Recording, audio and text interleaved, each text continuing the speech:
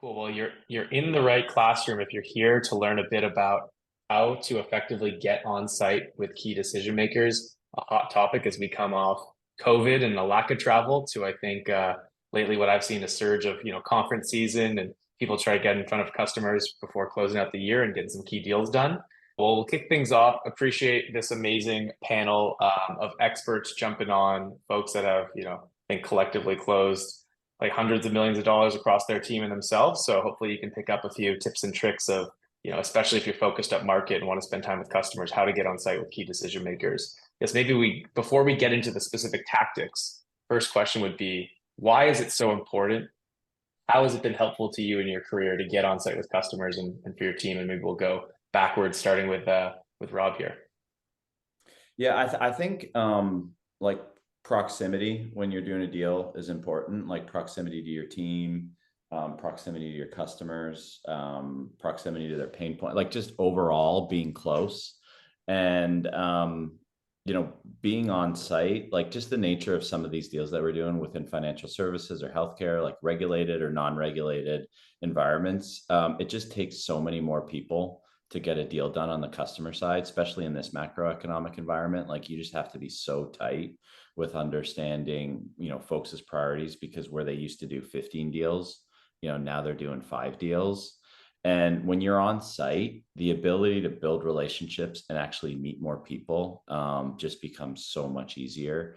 The time in the room is really important, but equally as important is the time kind of walk into the room and walking back to the elevator, and the people that you can meet there oftentimes become, some of the key champions and maybe even the decision maker in what you're doing. So I think now more important than ever, that proximity and really making that tangible is we're finding is separating us from a lot of folks. Totally. I think everyone nodding along to the who you meet before and after. And as soon as you said that, I was like, that to me is, 50% of getting on the plane and getting there and being there, 45 minutes before and trying to get invited to stay after. Colleen, curious to get your take on that. Yeah, I was going to double down on that same point that Rob was talking about, the before and after. I refer to it as like the meeting that's not the meeting. I think when we have the ability to have these conversations with people are trying to sell to or people are trying to retain, when we step outside of the confines of like the very structured conversation that we're having, the information that we learn is sometimes the best information that's going to drive our ability to execute that deal, find out what's blocking, kind of learn the players a little bit more. And I think the same thing goes for walking the halls. So for our customers who are gravitating back towards the office, kind of walking their floors and bumping into people, hearing what they're thinking about and talking about, seeing how you're introduced and represented to them is also, I think, very telling about where you stand in the relationship bit. The last bit for me that I think about when it comes to on-sites is just the trust layer.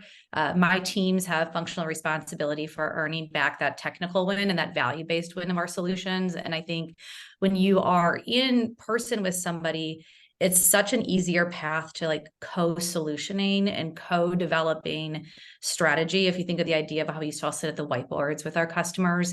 And so I think you are more likely to be building a plan that has your customer sort of bought in on the strategy when you're sitting there face to face and building it together and can see how they're reacting and see how they're thinking.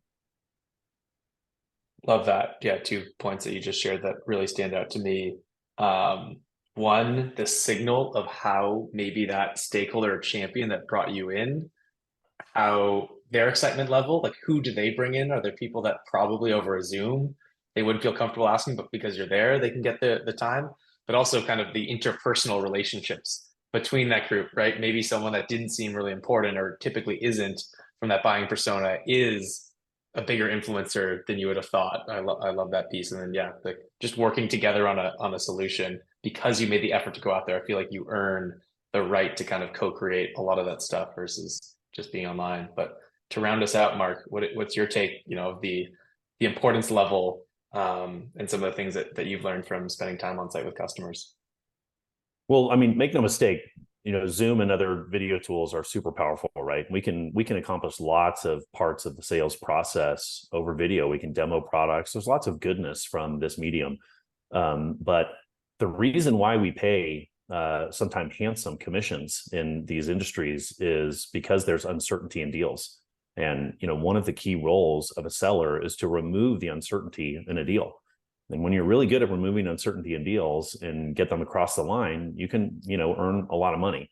And if there was no uncertainty in deals, then we wouldn't pay commissions. We would just, you know, set up a website and take the orders. And the thing, you know, there's that great scene in that movie, A Few Good Men, where Jack Nicholson is on stage and Tom Cruise says, "I want the truth." And the thing that getting on site does is it gets you the truth about what's going on in a deal. And if you've ever been involved, and we all have, in a deal that's committed to close at the end of the month or at the end of the quarter, and the client goes silent in the final days, and they don't come back up for air for a few days later, that is because you failed to build a personal relationship with that client, and they run into some sort of hurdle with approvals or with sign off, and they don't just have like the natural human behavior, just the guilt of needing to give you a response because they don't care, because they don't have a human relationship with you.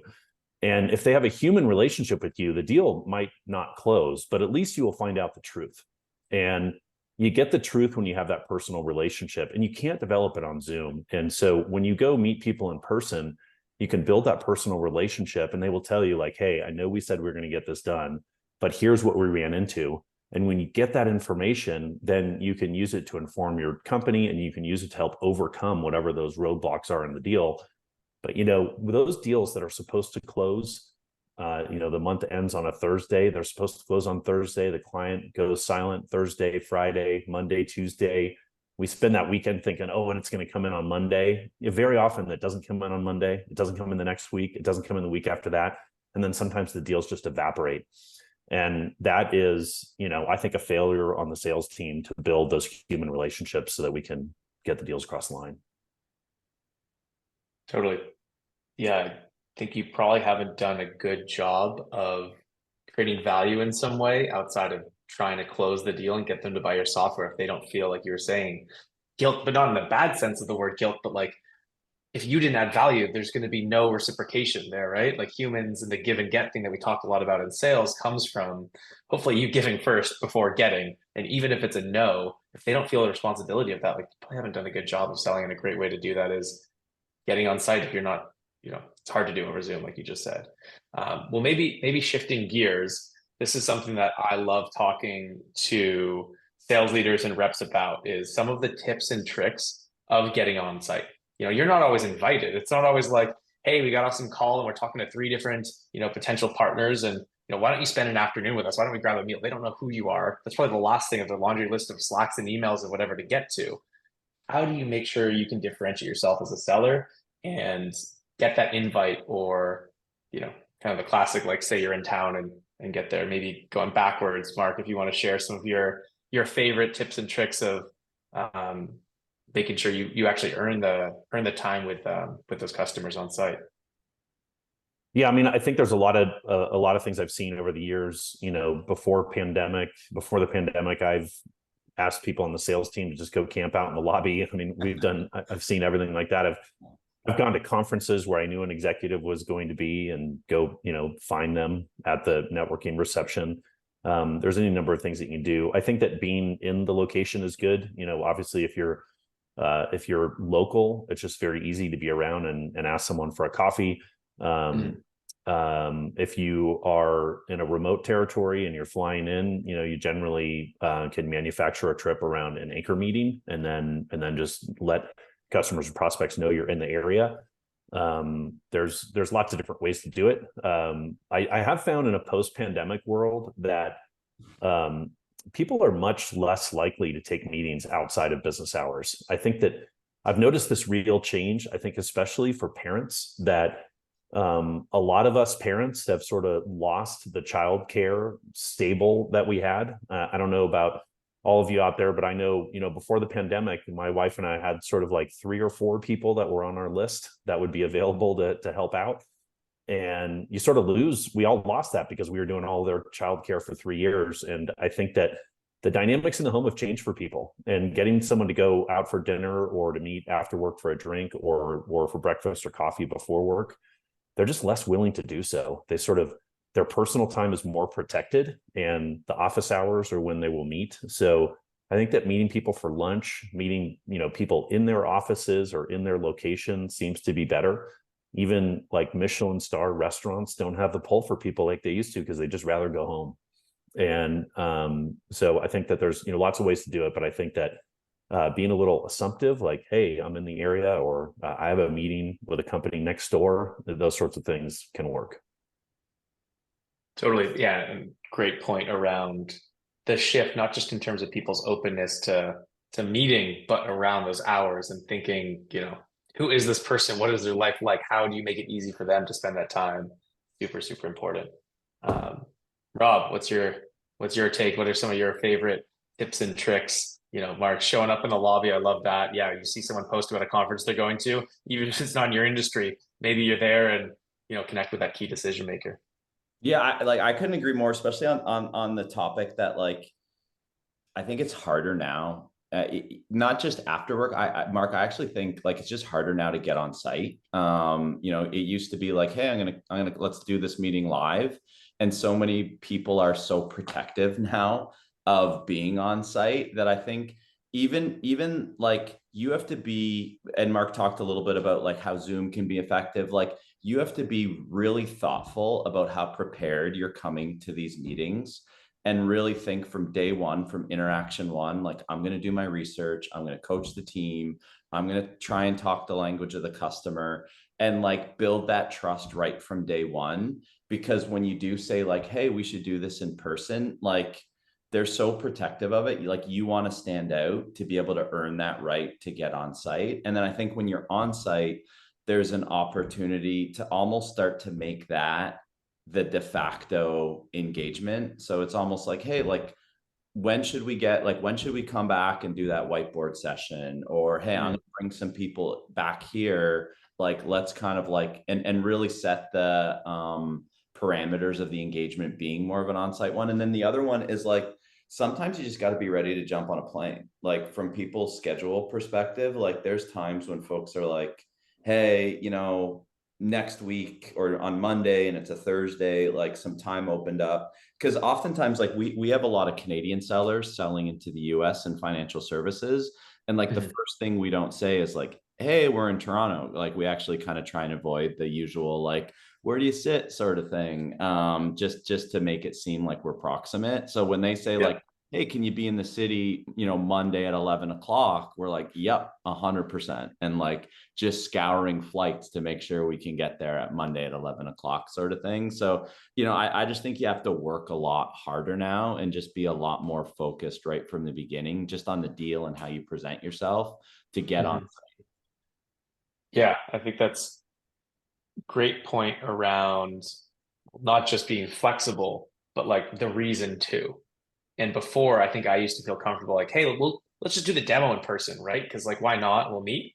I don't think that's now it's kind of like, hey, we had done this POC with your team. Let's present the evidence. We can go through the work we've already done. It feels like the bar for executives spending time with you has gone up, and you kind of need to bring some work that you've done with them, right? Not just show them, their business in terms of a great demo or disco call, but like the deep why behind it and why it might be more effective to do in person, which kind of may be a good transition to Colleen, who already mentioned from like the kind of co-creating some solutions with them, like having that deeper why, I think, is really important to winning the right to be on site. So yeah, Colleen, shifting gears, what's your take on that? I think the why is key, because prior to COVID, most of our customers themselves were on site, but just like we are all taking this call from home, most of our customers are as well. And so there isn't always, I think, going to be this critical mass where on-site is a de facto answer to how we are going to run a meeting. And so I really think about, how do you do your research in advance of the pain that you're going to be addressing for this customer, the value that you can bring to them, that you can give a very personal story about the impact that you're coming there to help them with. I think that it has to be kind of a reason that they're almost pulling you in, is how they feel, versus us always pitching to them to go on site. And so we tend to think about it sometimes as, how can we lean into like stories of other success with customers where, like customer had a similar challenge that you're facing. We found really sitting down at the table, talking about things, sketching out some solutions together, really got to a faster end state where you're at a point to make a decision. Like, does that make sense for us to try to plan for you? So a little bit of assumptive, a little bit of examples from other customers that show it. And I think then you just have to do, I mean, frankly, a ton of freaking research on your accounts. You have to have a point of view to earn that right to walk in the door, because the thing with an onsite is we're taking a lot more of their time than we might over an initial call. So we have to have this outsized value that we're coming in to give to them and to deliver. But I think what's interesting is if we do it right, their willingness to spend that time with you can become really sort of a demonstration, like, of the psychological commitment that they've made to you and your deal, by willing to put that time in there with you. So I think it's an interesting qualifier to see their interest in doing so. But I think we're asking more of them when we ask to do this. And so we have to think of the outsized impact that that particular meeting is going to drive. Can I add two other things? Go for it. Two other, these are just tactical things. And the first one is like a Captain Obvious one, but I've been surprised that sometimes it doesn't happen. You should definitely know what your customers' in-office policy is. If you're trying to get an on-site meeting on a Friday, I think it's probably not going to work very well. Like, I don't know, I don't have many customers that have people showing up on Fridays, except for in industries where they've done like the 5-day mandate. But you know, like, we're kind of a Tuesday, Wednesday, Thursday in the office company. Definitely find that out. That's kind of a no-brainer. And then and the other one is to use your executive team to get access. So I had lunch with one of our customers in Texas on Tuesday, and the seller that's been managing the relationship with the account has had the account for 2 years and has a good relationship with the customer, but has never met them in person. And just because I was in town, she used my title. There's nothing about, I'm not special. I didn't say anything in that meeting that the team couldn't say without me there. They didn't get any new information from me. I don't have any magic wands that I bring on business trips. But sometimes just a title some customers, it's an expression to them that they're important and that our executive is in town and wants to meet with you. And sometimes it seems unnecessary, but sometimes a title will get you a meeting that maybe you can't get on your own if you're a rep. Totally. I quickly found that out. All of a sudden I have a different perspective, or people have a different perspective of me now that I have a different title. I was an AE my whole career. I'm a CEO and co-founder. All of a sudden people are willing to spend some more time with me. But you're still the same dude, but the exact same person, different calling card now. Exactly. It totally changes, who will spend time with me now, which is just wild. But my strategy as we went up market when I was selling at Stripe was basically to sell John and Patrick Collison, our founders, time. Like, that's, I think, was like this shortcut to me being successful at market, was like, we had these two founders that everyone wanted to spend time with. I could get to the executive, I could skip like 3 different levels immediately, even over a call, let alone sometimes we would make these on-sites happen. And just remember, like, it would be months and quarters of work equivalent to getting 15 minutes on site, or 30 minutes, like a coffee, them swinging by our office. They would come to us. So I'm sure there's, maybe that's like, if you're a multi-billion-dollar business and you have this person that you can leverage that way, probably different from more mid-market startup companies, but maybe using that as a way to think about it, or your board members, other people like that in your network, that might be helpful. Just saw a couple awesome questions come through. Maybe we come back to what happens if other people are outside the location of the company, because I think we've kind of been talking about that. Awesome question from Johnson that just came through. Have you seen successful strategies for exceptionally large enterprise accounts of reps where they've earned the right to work from the customer's office on a regular cadence? Heard stories of this approach with strong champions, but haven't seen it in practice. And this is a thing I've also heard about, but I've never done that. I've never been so close where I'm posting up for the week and working from there. So I'm curious from this group, especially, I think a lot of folks here have worked with large enterprise strategic accounts. So if someone wants to jump in and share your experience of how to make that happen and your experience with it, I'd be curious to hear it myself. I'm happy to jump in first, just having seen it and people I work with and reps I work with. But in a previous life before I was at Sprout, there would be sort of this like big, hairy, audacious goal of like getting yourself badged, that you are badged into an organization and you sort of have that free reign. And I always found that the reps that were able to get to that spot were the reps that were solving problems across the organization in ways that their company they were representing, their brand and their own impact were just driving value in so many ways. You know, you have to think about how are you aligned into that account where you are a weekly conversation point with that individual, that your platform has found a way to impact their business in such a consistent manner that you're that indispensable to be there. I personally don't think it makes sense for every account to be badging you into their building or every rep to be having that strategy. But if you're a rep or your team is the type of rep that has a small number of accounts that needs to be either driving consistent incremental growth throughout the year in those accounts or like targeting a very, very large, significant enterprise agreement, then I think the only way that you get that badge is if you are becoming indispensable in the knowledge and information that you're giving to those teams. But I think if, you know, we all sit here and we're thinking, okay, I have this solution and it's going to solve this pain for this one team over here. I don't know if I would think like trying to get yourself badged into the organization is like the most important step to driving additional revenue. And so I think it is also the right moment or the right types of people. But it goes back to, once again, like that happens after you've built the trust. Like that's not your path to building trust. Like I feel like that's the outcome of really exceptional account management and kind of value driving behavior.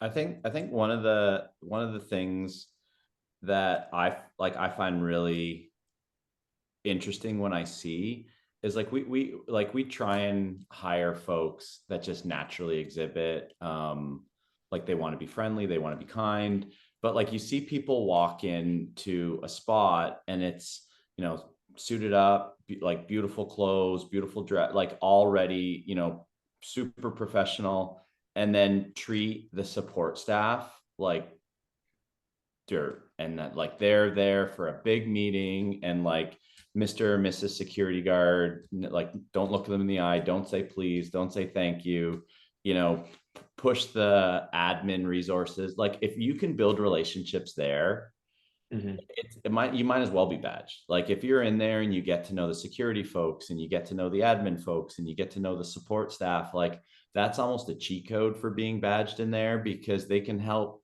educate you on, you know, where there's some openings in the calendar, or, you know, how to get back to the coffee shop and meet some folks. So I think like getting badged is fantastic, but I think there's other ways to build incremental and like extra relationships with the folks that surround the account and that surround those executives and folks you want to work with, that can be a big help to you.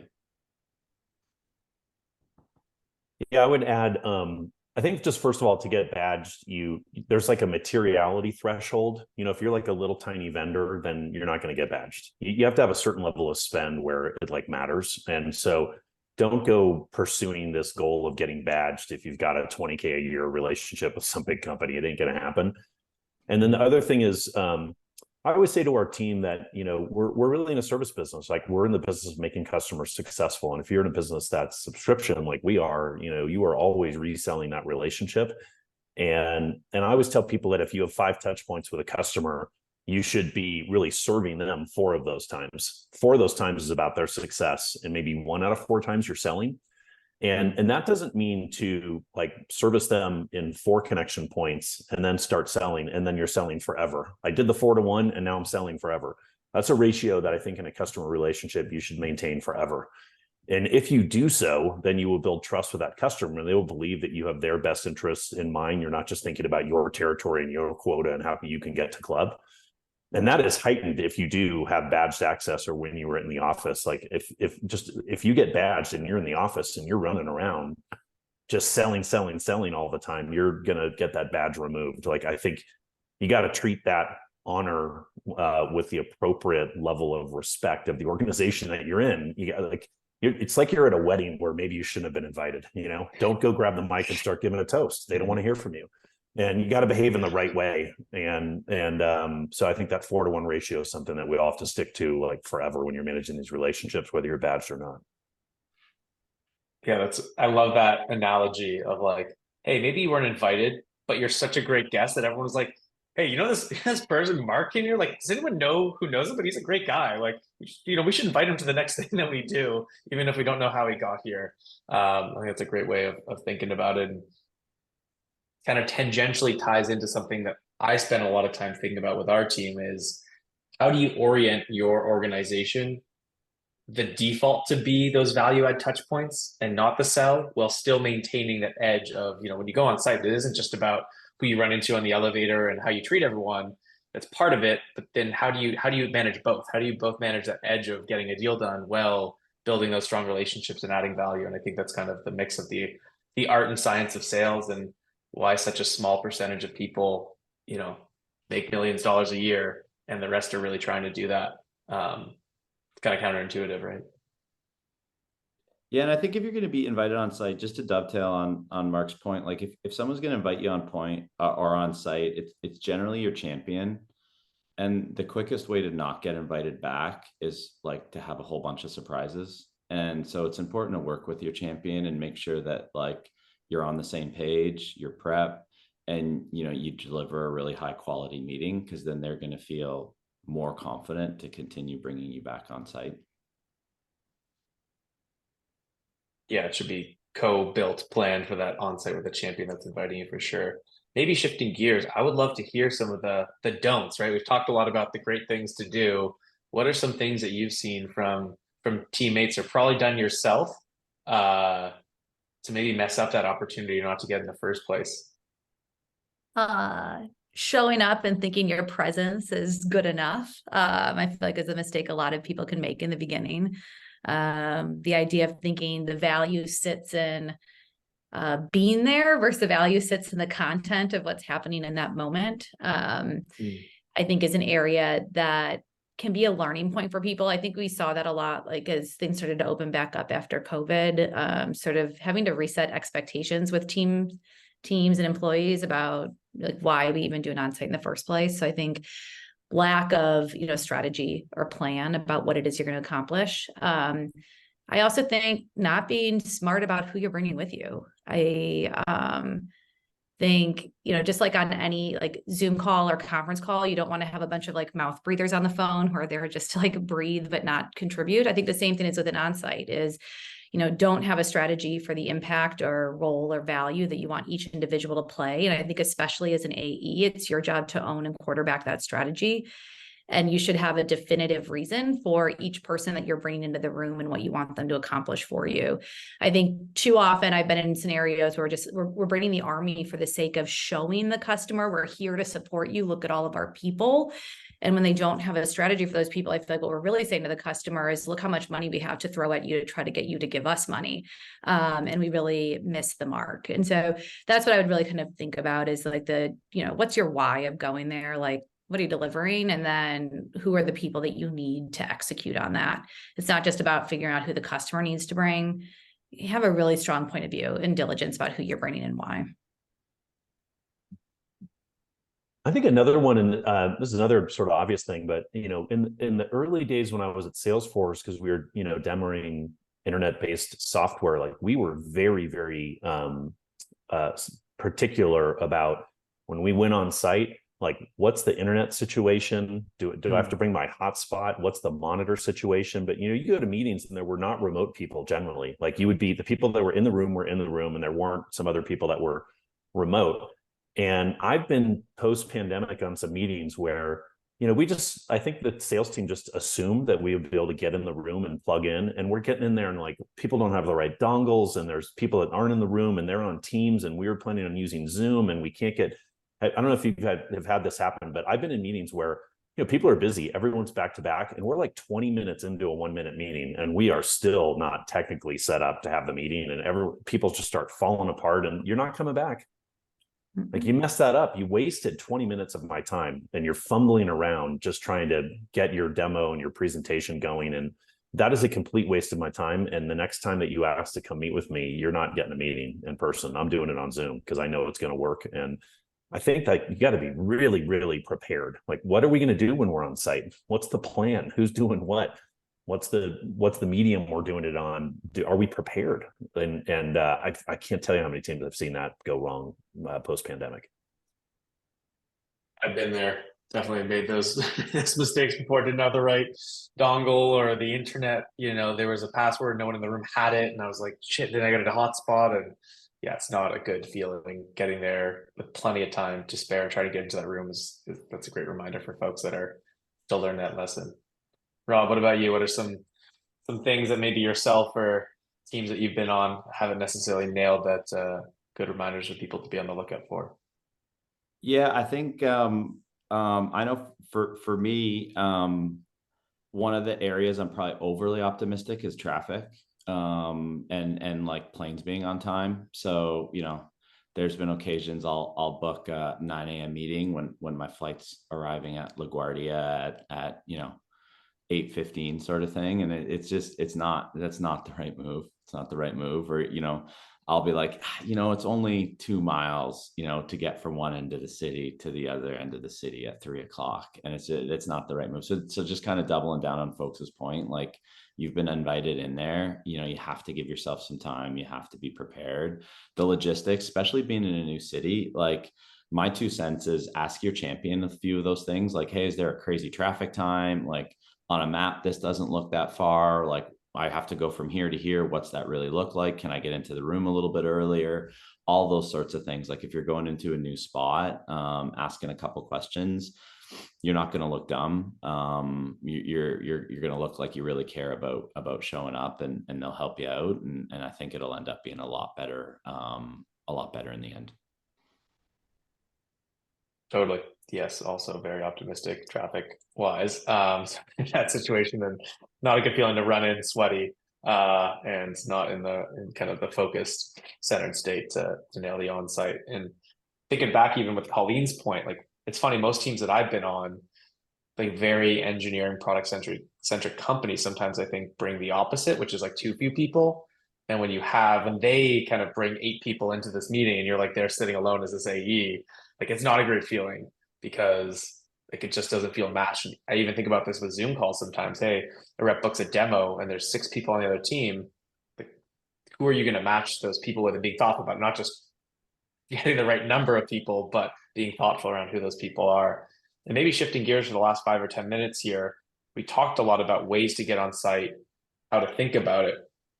I would probably argue the most important thing is what you do next. Okay, let's say you scheduled these great meetings, you figured out how to get on site, you have the right people in the room on both sides. How do you make the most of that? Say they brought a couple extra people. How do you think about, the multi-threading aspect of that, building the relationships, following a great maybe early deal on site? Yeah, curious to get maybe starting with Colleen again. Yeah, I think follow-up is key. I feel like now I'm the one that's stating the obvious fact, but I do think follow-up is key from an on-site. Just like we think about every call we're on, we always want to be exiting that with agreed mutual next steps. I think even more so with an on-site. And so I think having a strategy of who's going to own the follow-up of each person. One of the powers of on-sites is you have more people developing deeper relationships with your clients. And so I think distributing the responsibility of relationship ownership after an on-site is also very interesting. I see sometimes AEs want to hold all of that just to themselves. And I think, use your network of your team that you brought with you to own each of those follow-ons. I also think it's interesting though to think about measuring impact of on-site in a deal cycle. Like, if you start to track internally in your CRM, who are we getting on-site with? What activities are preceding and post-seeding that on-site moment, and then starting to understand what are the success criteria and metrics, and then setting objectives for your AEs based on that data to help ensure that they're driving the most value is another way to stay on top of that. I also view like the after the on-site is just like in the beginning, you have to prepare. So theoretically, we're sitting down and be like, okay, who else do we think could come in the room? If this department were to show up or this department were to come in, do we have a point of view of what they think they need to hear from us, and how we think we can help them so that you're not, caught flat-footed in the moment. But I don't think like the post work from an on-site is necessarily different than the post work from any very well-run meeting that you're having. I think you just actually have the ability to distribute it a little bit more and personalize it a little bit more. Totally. Like, I think I've, as a rep, held on to too many of those. Like, hearing this back, I'm like, yeah, definitely try to like, hey, I'm going to talk to these 6 or 7 other people now. versus what you're saying, maybe you get the benefit of aligning some more senior folks on your team that joined to have these conversations. I mean, my team hears me say this all the time, and I'm going to say this to everybody's on this call, but like, if you're going on site, you might be bringing your boss with you. You're probably bringing your solution engineer with you. You have the AE in the room. If you are not putting that solution engineer into an ownership expectation with people that were on that on site and holding them accountable to really delivering for you on that, you're totally missing the moment for somebody to be just a great information gatherer for you to help you kind of figure out what's going next. I think we don't always think of everybody else that way as a way to help you. Yeah, that's a great reminder. That was gonna, you took my point, you stole it. I want it back. That was like, I was gonna say that like every meeting is a chance to have 10 meetings. You know what I mean? Like that's the way you should think about it. Like if you're going on site, like at the very least, you should have a meeting with your champion. It's an extra meeting with your champion to like riff on what the meeting's going to be.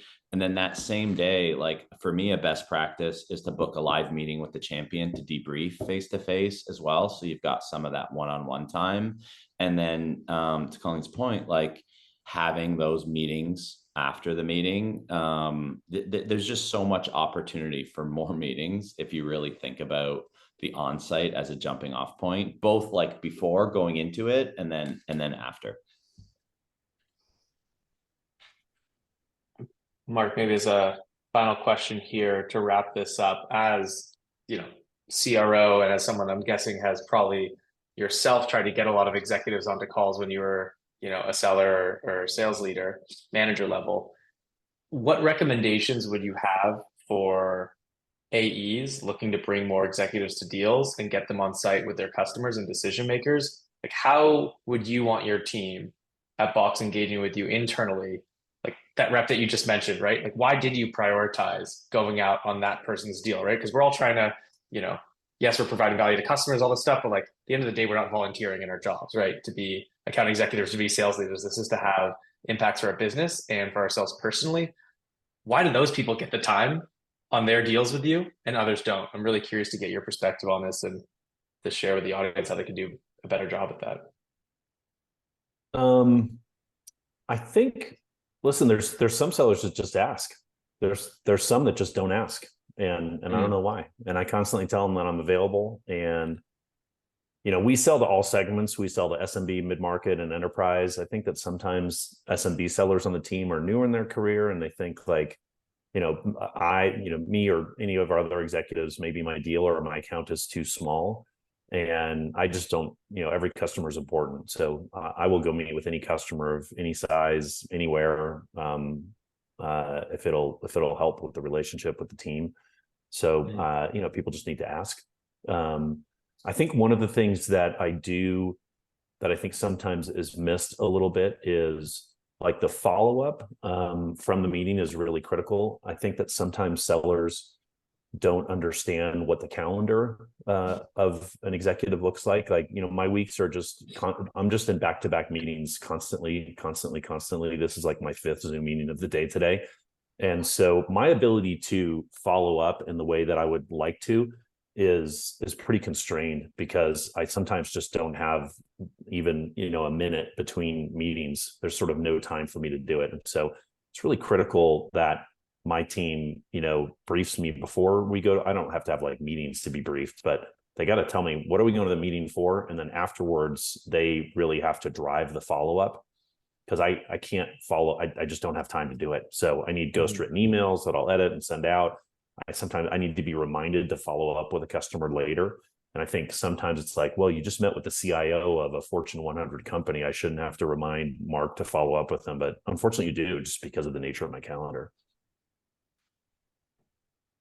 Totally. Yes. The number of ghost written notes, the before, the after, the follow-ups to that, to the EA, to be like, hey, please, before end of day, can you get Mark to do this thing? Like, that's sales, right? That's the extra effort that I think the top reps, managers, et cetera, do. And it's the unsexy stuff that I've seen that lead people to consistently overachieving and building those, kind of company changing relationships. So yeah, totally. But the really good reps are like, hey, Mark, I think it's about time for you to have a quarterly check-in with this CIO, and they're driving it, and that's the right way to do it. Some of the best things I've heard senior leaders say on this, it just strikes me so much what Mark is saying is, put the senior leader to work, put them to work for you. You are the CEO of your deal. You're using your own C-suite to drive effectiveness in that deal, but you are still the CEO of the deal.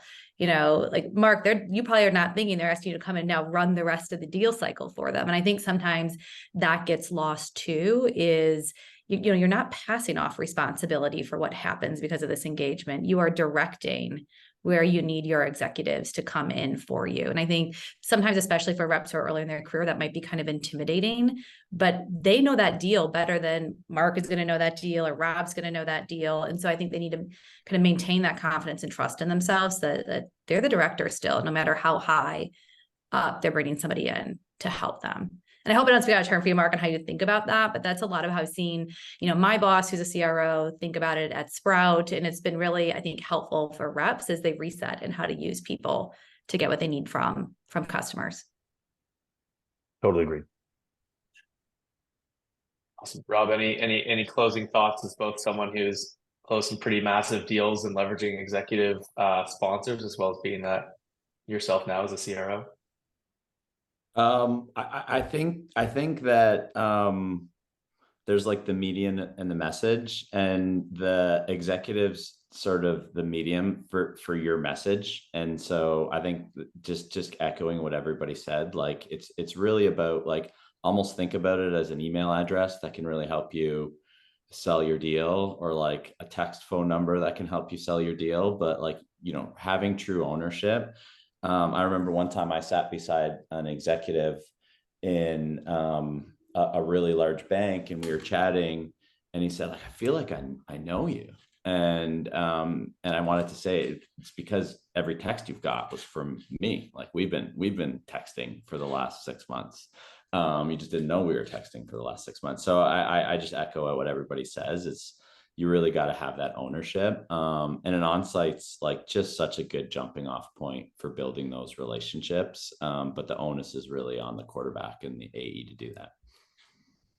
Totally. Yeah. The surprising amount of ghost written text, emails, all of those things in the world's going on in B2B sales. But on the theme of back-to-back meetings and days and everything, I know it's a Friday. We'll try to keep this to the 45 minutes that we had scheduled. First, huge thank you to this group, Colleen, Rob, Mark, for making time to share your hard-earned learnings with the group, folks that joined live or listening to this after and the blog post. So really appreciate the time you took to share some of the things with the world, and hopefully we'll get more asks out there from reps that feel confident in engaging with their executive sponsors and getting on the road and building those really close relationships with customers and servicing them with that 4-to-1 ratio instead of just asking. So a lot of great takeaways. And again, thanks for the time, and everyone, thanks for tuning in. Your great questions. Yeah, everyone, have a great weekend. Thank you.